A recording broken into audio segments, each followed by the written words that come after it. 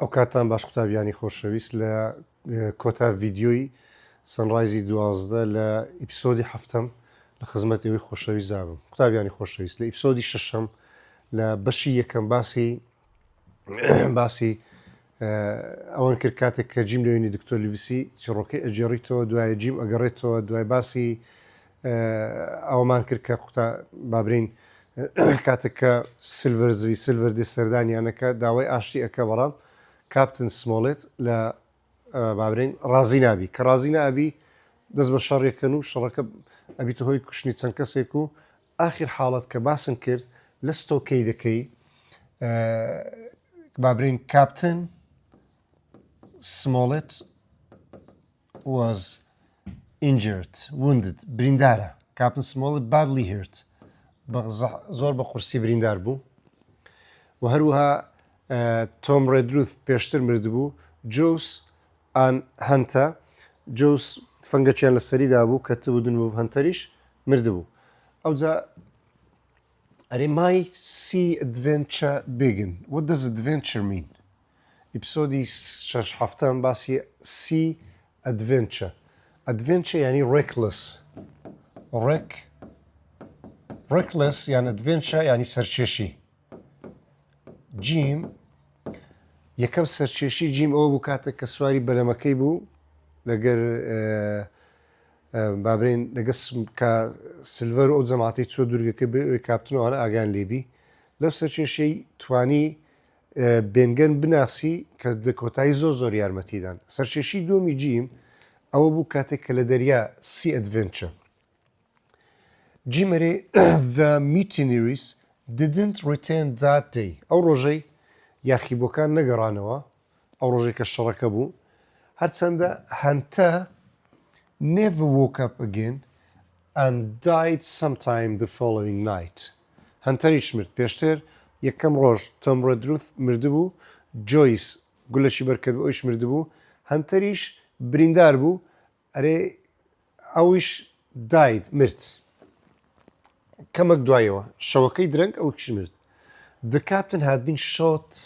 کاپتنش گولەی پێکەتیە in the shoulder and the leg.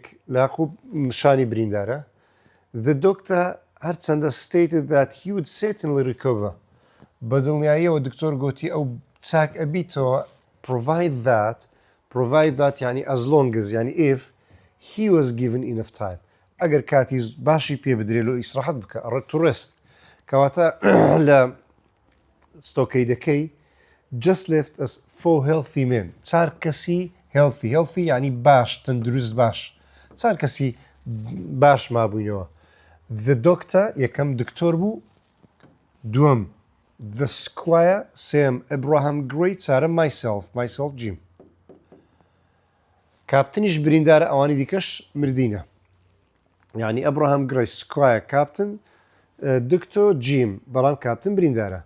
زائدە چار هێڵفی زائدەن وەن زائدەن کاپتنیش کە کاپتن گوتمان کووە شۆت گولەی بەرکەتیە شۆڵدە لە شانی and leg لە لاقی and his leg. After eating lunch ئەوە هەمان ڕۆژ کە بە خەبەراتن بەیانی زوو سلڤەر دێ سەردانیانەکە کە ڕازی نابن دوایە بیتە شەڕ ئەوانە ئەمرن ئەوەش بریندارە نانی یۆڕۆن خوارد. The doctor picked up 2 pistols. دکتۆر دوو دەمانچەی دەستدای ئەمەسکرد تفەنگەکی دەستدای ئەسۆر شمشێرێکی برد the treasure map هەروەها نەخشەشی برد. walked into the woods چۆ ناو دارستانەکەی طبعاً to the north بەرەو باکوڕۆیش. طبعاً جیم کە گەڕابووە پێش ئەوەی بگەڕێتەوە بێنگەن پێی گوت بوو بە دکتۆریان بە سکوایر برێ بێت لە شوێنێکی سەلامەت ئەم ببینی ئەو شوێنێک کە ئەتووەم لێ دیتم. دکتۆریش لەوانەیە بچتە لای چێ لەوانەیە بچتە لای بێنگەن. نەخشەکەی وەیە پیسڵز دەمانچە سۆرد مەسکت treasure map. I thought that he was probably going to see بێنگەن. ئەرێم پێم وابوو ئەچی بۆی بێنگەن ببینی. کەواتە ئێستا دکتۆر بڕوە چەند کەس بەخۆی چەند کەسن 4 لە ستۆکەیدەکەی ئێستا 3 کەس ماینە، یەک لەو سێیانە مندارە. جیمەرێ I start to wash out the log house. Log house خانۆدارەکە. ئەرێ ژوورەوە ناو خانووەکەم شوشت. It was hot and it was filled with blood. زۆر گەرم بوو، هەموو خوین بوو. And dead bodies. لاشەی مردی لێکەت بوو، هەموو ئەوێ پڕ بوو لە لاشە. I hated it and want to get away. ئەمن ئەو جەوەم زۆر پێ نەخۆش بوو، ئەمەوێ get away. لەو جەوەی ڕابکەم بڕۆم. After a moment's thought, ماوەک بیرم کردەوە، while the squire Gray were not looking at. ئەرێ فکرم کردەوە چ بکەم، دکتۆر ڕۆیشتیە، کاپتن بریندارە، سکوار و ئێبراهیم گریش مەشغوڵن، یان ئاگایان لە من نەبوو. ئەرێ filled my pocket with biscuits, took 2 pieces دوو دەمانچم دەستدایە، ئەرێ ئەمیش ڕۆیشتم، کەواتە جیمیش ئەڕوە. This was the second reckless یعنی adventure سەرکێشی. ئەوە دووەم adventure، دووەم recklessی جیمیە. First یەکەم ئەوە بوو کە سواری بەلەمەکەی بوو، دۆزنێ بێنگەم بوو. بزانیت دووەم second reckless مەترسی بابرین سەرکێشی دووەمی جیم چییە؟ ئەرێ and this time I had left only 2 men to protect the stockade. ئەو جارێ دوو پیاوم لە ستۆکەیدەکەی بەجێژ و جاری پێشتر زۆر بوون لەسەر کەشتەکەی، کەس پێویستی بە من نەبوو، جیمەرێ لۆی ڕۆیشتم، بەڵام ئەو جارەی دوو کەسم بەجێهێشتم بوو. But like the first act, وەکو یەکەم ئادیمەن، وەکو یەکەم reckless, it would help us to save us. زۆر یارمەتی داین، ئەو سەرکێشێمیش وەکو زاری یەکەم یارمەتی داین. I decided to go down to the White Rocks. یەکەم جار بڕیارمدا بچمە لای تاشە بەردەسپیەکان، ئەوەی کە بێنگەن گۆدوی بەلەمەچی گچکەی لێدانە، find Bengen's boat. جیم لە چێ ئەو تاشە بەردانی دیت بوو؟ on way لە ڕێگا کە گەڕایەوە return لە ڕێگا بوو کە گەڕاوە لۆ ستۆکەیدەکەی ئەو وەختیت بووی بەلەمەکە. It was beginning to get dark now. ئێستا دەست دنیا خەریکە بەرەو تاریکی ئەڕوە. بەیانی زوو بوو سلڤەر هات، لۆ نیوەڕۆکەی شەڕ تەواو بوو، نان نیوەڕۆیان خوارد، دکتۆر ئەڕوا، جیمیش ئەڕوە، ئێستا بەرەو ئێوارەیە چی؟ هەتا لۆگ هاوسەکەی ششت و بابرێ ڕۆیشت. As I walked among the trees, I saw a boat. ڕێکە لە ناو دارەکان ڕۆیشتم، بەلەمەکەم دیت چێی لێبوو سلڤەر، لەسەر بەلەمەکەی سلڤەر لەگەر هەندێک لە من on board لەسەر کەشتێکی بوون. Rowing from Hispaniola to the beach. ئەوانە چیانە کرد لە هیسپانیۆلای بەرەو کەناراوەکەی داتن. ئەرێ من لە ناو دارەکان ڕۆیشتم دیتم بەو شێ. I went on to find the White Rocks. ڕۆیشتمە تا تاشە بەردەسپیەکەم دۆزیوە. Light died یعنی ڕۆناچی خەریکە نامینێ بی دنیا بیتە تاریکی. It was almost totally dark. دنیا تەواو تاریکە بی. I finally found the little boat. بەلەمە گچکەکەم دۆزیوە. It was very small. ئەو بەلەمەی بێنگەن دروستی کردبوو زۆر گچکە بوو.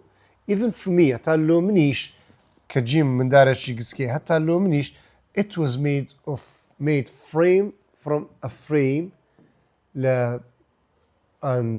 rough piece of wood لە پیستی بزن و مەڕۆ ئەو شتانە لەگەت تاختەی داری ئەوە دروست کرابوو covered in goat skin لە پیستی چەرمی بزن دروست کرابوو، یان لە چەرمی بزن و شتی دروستی کردبوو لەگەت دار. There was also a paddle. Paddle یعنی پەیدان، پادڵەکی نارێ دووها a paddle یەک پادڕشی وێ بوو. Now that I had found both boats, ئێستا کە بەلەمەکەم دۆزیەوە بیرۆکەیشکەم لەوات. I could see the boat to go secretly out of Hispaniola. ئەوە adventure، ئەوە سەرکێشی جیمیە. I could use the boat. ئەو بەلەمە گچکەی بەکارد بینم لۆ بەنهێنی بچمە هیسپانیۆلا، بچمە سەر کەشتەکەی. In the dark and cut her free. ئەوە cut her free from her anchor to stop pirates going to sea. Cut her مەسی cut the Hispaniola ship. ئەوە چییە؟ Jim's second adventure. Second reckless. دوم سەرکێشی جیم ئەوە بوو کاتێک کە use the small boat to cut Hispaniola free from her anchor. لەو لەنگەری پەتەشیان پێوە بوو بە پەتەکەی بتوان پەتەکەی ببڕم لۆ ئەوەی جارێک کە چەتەکان نەتوان بگەڕێنەوە دەریا. کەواتە Jim's second adventure, second reckless used the small boat to cut Hispaniola free from her own pirates. هەلا ڕسمەکەش دیارە ئەو بەلەمەگچکەی ئەو پەتەی پێبڕی بەلەمەگچەکەی بەکارینەوەی کەشتی ئیسپانیا جەوەکەش دیارە دنیا تەواو تاریکە. By now it was very dark. ئێستا زۆر تاریکە کو توانیم کەشتەکەی بینم. I could see the pirates campfire further along the beach. ئاگری چەتەکان لە دووری further along the beach هە لە ڕسمەکەی دیارە ئەوە pirates campfire لە کەشتەکەش دوورە. ئەرێ توانیم ئەو ڕۆناچی ببینم and it was just one light out of the water تاکە ڕۆناچی بوو لە ئاوەکەیدا کە show me where the Hispaniola lie. بۆ ڕۆناچی توانیم ببینم کەشتی ئیسپانیۆلا لە چێە. I carried the little boat بەلەمەگچەکەم دەستگاندێ from داناو ئاوێت with some difficulty بە زەحمەت تاریکە شەپۆڵی دەریا زۆرترە بە شێوێ climbing سواری بووم. The tide had changed and was going out. ئێستا کە شەپۆلەکە going out ئەڕوا سواری بەلەمەکەی بوو. It was hard to get the little boat to the right direction. زەحمەتە ئەو بەلەمەگچکەی بەرەو ئەو شوێنە بم کە ئەمن عەزم لێیە بچی ینی ئاراستەکەی بگۆڕم. بەڵام I managed at last get near the ship. زۆر هەوڵمدا هەتاوەکو توانیم بگەمە نزیکی بەلەمەکەی. When I found the anchor rope کاتێک کە پەتەکەم ئەوەی پەتی لەنگەرەکە لە ڕسمەکەی دیار و دیتم I took out my knife. بەچی بڕی ئەوە گرنگە بزانی بە چەقو cut it مەبەستی cut the rope بەلەمەکە بەو پەتەی بەسرابووە ئەمیش چەقوم بەکارە بە چەقوەکەی پەتەکەم بڕی. As I was cutting I could hear two men arguing. دوو پیا و چێ لە ناو ئەوەی بوو دوو پیا و لە ناو بەلەمەکەی بوو fighting شەڕیانە کرد above me. It was clear دوو پیا لێ بوو زۆر وازە دیار بوو that they had drunk a lot of rum. زۆر شەڕابیان خوار بوو سەرخۆش بوون.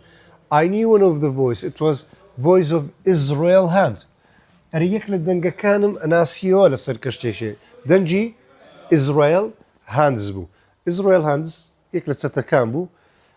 On finally cutting through the ropes لە کۆتایی کاتێک کە پەتەکەم بە چەقوی بڕی the ship started to turn and move the tide along narrow passage of water. کە پەتەکەم بڕی کەشتێکە ئازاد بوو کەشتێکە ڕۆیشت. کەشتێکە چێ لێ بوو دوو لە چەتەکانی لێ بوو دوو چەتەکە یەکیان Israel Hands ئەوەی دیکە نارۆ پاسیژ ئۆف وۆتەر لەوە ڕەوتەسکاوەی Israel Hand و پیاوەچکە لێ بوو. ئەرێ کەشتێکە moved quickly بە خێرای ئەڕۆیشت and my boat moved along بەلەمەکەمیش لەگەری ئەڕۆیشت. تاوان لەبیرە نەچی ئێستا چەتەکان لە بەس دویان نەبیت کە هەموو لە کەمپفایرن ئاگیان لە بەلەمە کەشتەکەی نەمایە ئیسپانیۆڵا ناتوان زارشکە بگەڕێنەوە دەریا دوو بەلەمی گچکیان لەکنە خلاص ئیدی بەلەمە گەورەکە کەستی ئیسپانیۆلا ڕۆیشت کە خواردن و کەلوپەل و هەموو شتی تێدا بەڵام دوو چەتەی لەسەرە. At a point I saw that I was close to the waves at the beach where they were breaking. The campfire was closer now. ئێستا ئەرێ من هەر لەگە شەپۆڵەکان ڕۆیشتم لە کەمپەکەی نزیک بوومەوە with the pirates all around. هەموو چەتەکان لە دەوروبەری ئاگرەکەی لە دەوروبەری کەمپەکەی بوون. I heard words from a song I had heard things sing many times on the ship. ئەرێ گۆرانیە کە زۆر بەیجار لەسەر کەشتەکەی ئەیانگۆتەوە ئەرێ جێم لێ بوو but one man of her crew alive what put to sea with 75. ئەرێ ئەو گۆرانی بەردەوام دووبارەیانە کرد و زۆر زارەمیش جێم لە گۆرانی بوو چەتەکان نزیک بوون من. I lay down in the bottom of the تاوان بەلەمەکە زۆر گچکە بوو ئەرێ لە بنی بەلەمەکەی very small next small very small little boat لە بنی بەلەمە گچکەکە تاوان ماندیە دنیا تاریکە جیمەرێ لە بنی بەلەمە بگچەکەی خۆم درێژ کرد. I believe that I was going to be thrown out into the sea to die. ئەرێ ئەمن پێم وابوو ئەمە فڕ ئەدرێمە دەریار هەر وەختێک بێ ئەکەمە بنی دەریا و ئەمرم. I must have stayed like this for hours. دەبیت چەند سەعاتێک ئەمن لەو جێی خۆم درێژ کردبی و پارم دابیتەوە throwing about on the waves expecting to die. چاوەڕمە کرد دەقەک بێ ئەو دەقە بێ کە بمرم. but also exhausted کە ناخوێندرێتەوە باشە ئەوەش گزە exhausted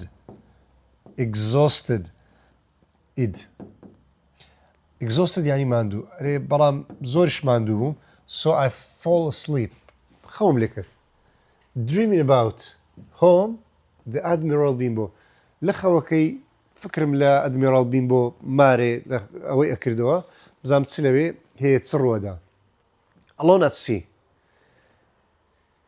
بەتەنیا لە دەریا when I woke the sun was when I woke کە بە خەبەر هاتمە طبعا کە بە ڕۆی شەو بوو کە بە خەبەر دێتەوە sun was up ڕۆژ هاتیە یعنی ڕۆژ بەسەردا هاتیە چەندین ساعات لەناو بەلەمە کچکەکەی مایتەوە I found myself about a quarter a mile quarter دەنجی ئۆی تێدا quarter a mile چارێگە میلێک of the southwest لە باشووری خۆرئاوای Treasure Island بووم end of the Treasure Island یعنی لە Treasure Island ڕۆیشت بووم however the show was very rocky کەناراوەکە زۆر تاش بەلەمەکە زۆر گچکێ کەناراوەکەش هەموو تاشە بەردی گەورەی لێە sea rough دەریاش هەموو زبر و توندە so I could not risk trying to go ashore ئەرێ ئەمن نەمتوانی خۆم بخەمە ئەو مەترسێ بچمە کەناراوەکەی ناوێران بچم لەوەی تاشە بەردی گەورەی لێ بەلەمەکەم پێ ناچوو I tried to paddle but the boat was difficult to steer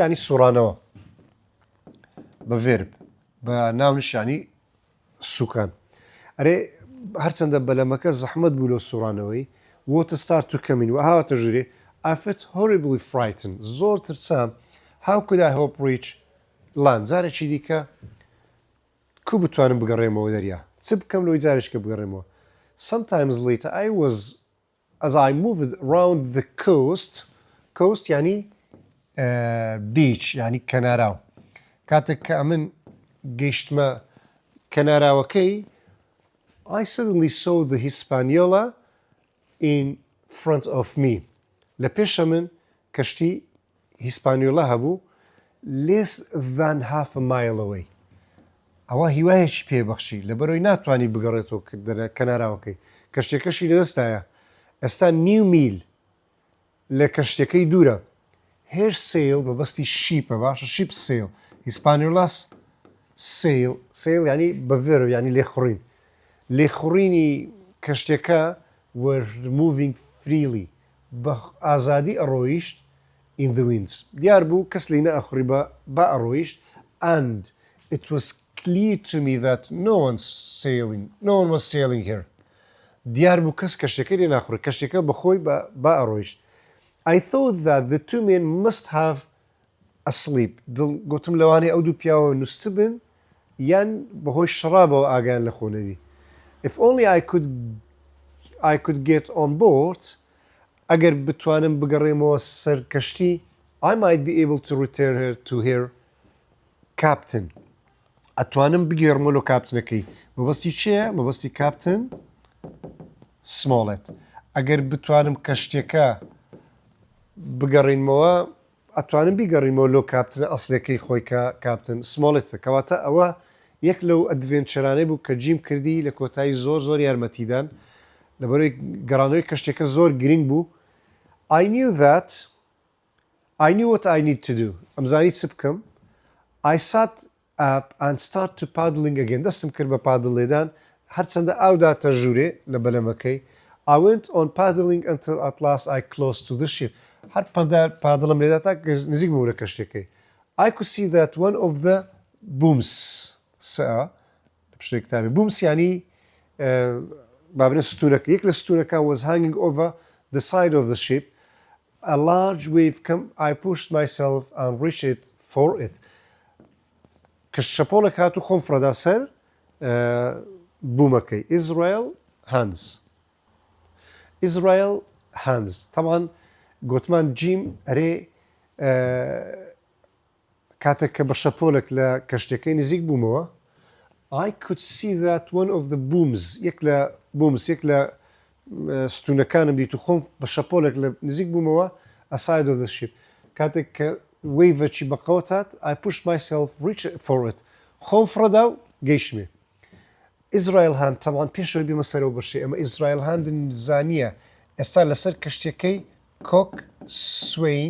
کۆکسوین یعنی ئۆفیسەر جینیۆر ئۆفیسەر ئۆن هیسپانیۆلا لەسەر کەشتی هیسپانیۆلا ئەوە ئیشی بوو ئیزرائیل هاند فلینتس گەنەر و بیرت مایە فلینتس گەنەر چێوەی گۆ گەنەر یعنی تۆپهاوێژی فلینتی بوو چێوەی گۆ ئەبراهام گری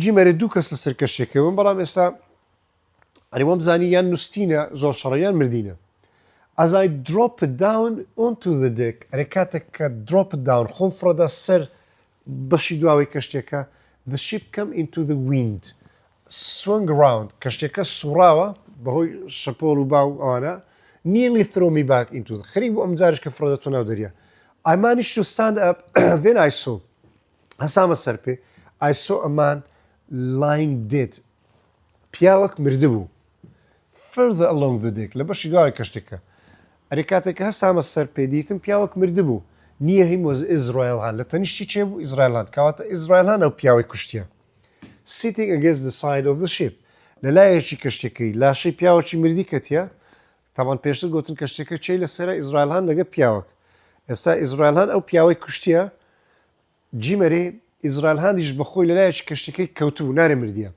his eyes were closed چاوەکانی قەپات بوون his face was white دموچاوی سپیال گەڕا بوو I could see blood دەنجی ئەوەی تێدا blood یعنی خوێن دیتم خوێن on the day لەسەر کەشتەکەی کرد بوو a large cut on his leg لاقیشی برینەکی گەورە لە لاقی چێ بۆ ئیزرائیل هاند I thought that the two men must have killed each other ئەرێ ئەم گوتم لەوانەیە هەردووچیان دڵنیام هەردووچیان یەکدیان کوشتیە at the moment Israel had moved a little Israel had تۆزێک جوولە asked me to get him some brandy داوای هەندێک شەرابی کرد دوای ئەوەی کە جیمێ بینی پیاوەکە مرده بوو بەڵام ئیزرائیل هاند داوای شەرابیە کە تۆزێک جوولە I quickly went down to the cabin چوومە لای ناو کابینەکە it looked terrible کابینەکە بەخۆی کاتی خۆی جێی کاپتن و سمۆڵێت و دکتۆر و ئانە بوو جێکی ڕاقی بوو ئێستا terrible هەمووی پیس و بێزەرت بۆ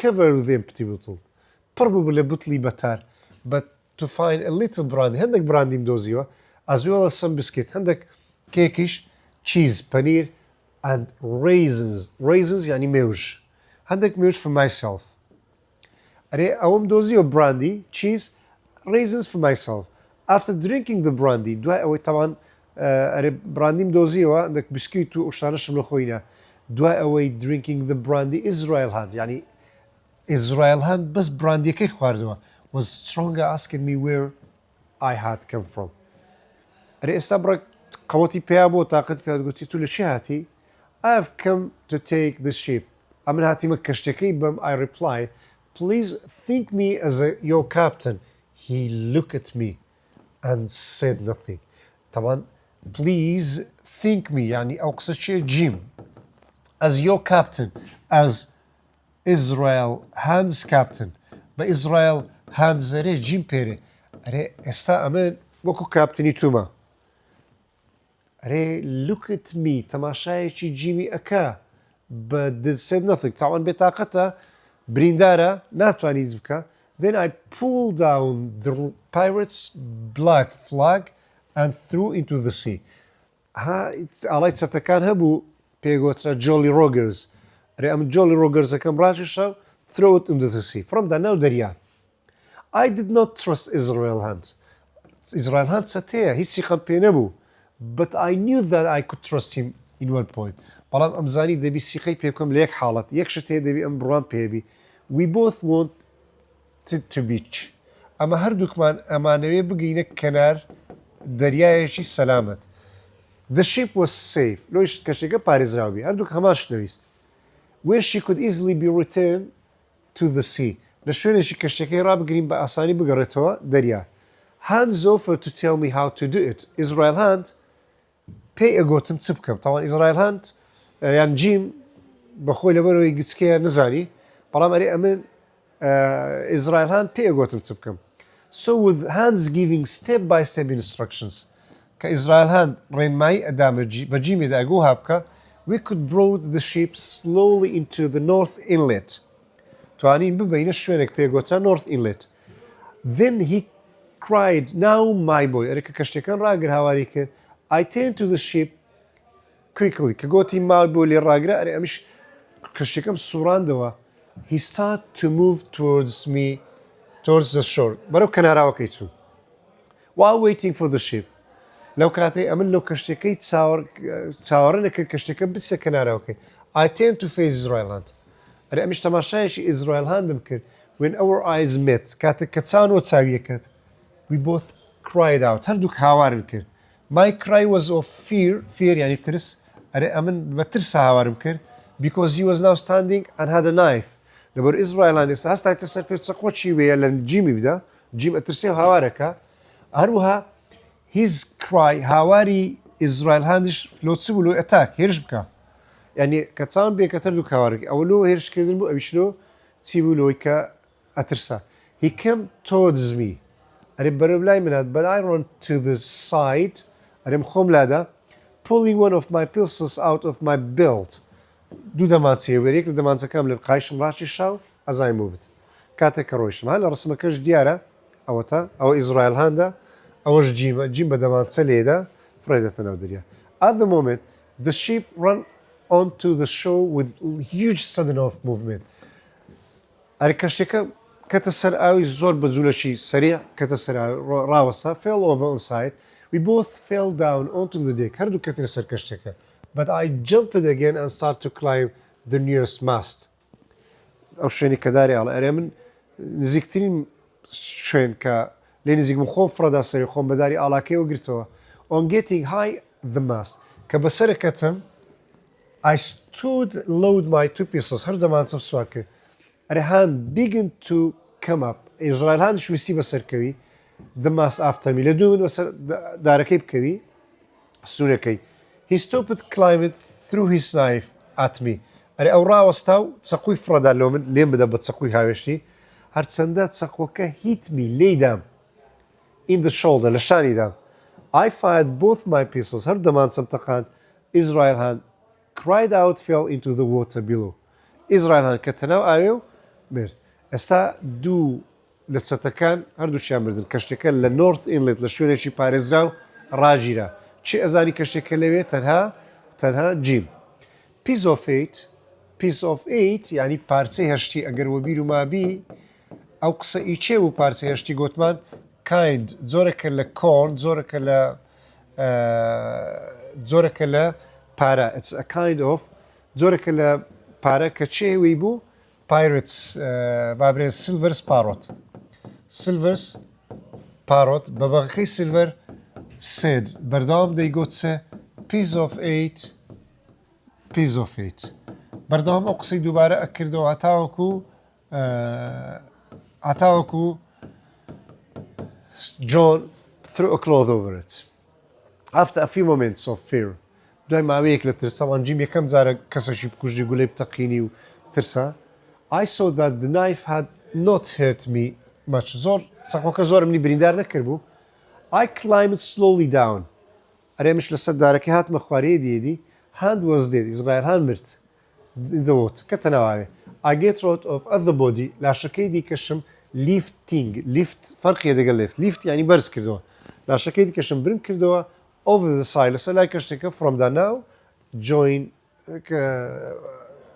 Israel. From the now I know بچە لای Israel هاند. Before leaving the ship I pulled in as many of the sails as I could. پێش کەشتەکە بەجێ بێرم. ئەوەندەی توانیم کەشتەکەم بردە پێش دوای ڕامگرت. I was leaving I pulled as many of these sails as I could. Then I dropped down into the water. خۆم فڕەدانا I walked to the beach شوە کەناراوەکەی. I was very excited. I could not wait. زۆر دڵخۆشم بۆی کەشتەکەم گەڕاندی تۆ لە سایبەکەی لۆ کە مەسیکارتن سمۆڵێتە. نەمتوانی چاوەڕەکەم go back to the stockade. تاوان ئاگەی لە ستۆکەی دەکەی چ ڕوویدایە. ئەم گەڕام و ستۆکەی دەکات to tell the others that I had get the ship back. لۆی پێیان برێم ئێستا کەشتەکە لە لای مێ لە لای چەتەکان نەمایە. It was late night شەو بووە تاخیر by the time I found my way to the stockade. هەتا توانیم بگەمە ستۆکەی دەکەی و ڕێگاکە بمینەوە بۆ دنیا تاریک.